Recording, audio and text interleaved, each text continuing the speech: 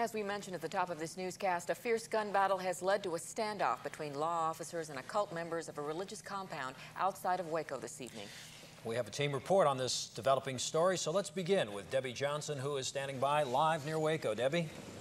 Bob, what we have at this time are 4 dead federal agents, 1 dead cult member, and at least 14 people wounded. Probably the number of wounded will be higher than that.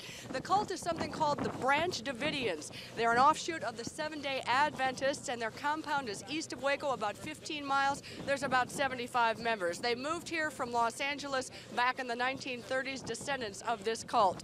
Their leader is someone called Vernon Howell. He claims to be Christ, and the cult, we are told, is in possession of a virtual arsenal of weapons, including many AK-47s and AR-14 assault rifles. Now, the federal agents came today to serve a warrant on Vernon Howell for illegal possessions of weapons. That was about 9:30 this morning. That is when the firefight began. It lasted, we're told, about 45 minutes. Joining me now is Wayne Dolcefino. He talked with a news photographer who actually shot that gunfire exchange. Wayne, what did they tell you? Well, Don Maloney from KWTX, he and his reporter thought there was something that was going to happen this morning out at the compound. They saw the helicopters, 3 of them flying overhead. Then they saw 2 gooseneck trailers loaded with federal agents getting ready to make the assault. Apparently, when they tried to serve the papers, that's when the gunfire started.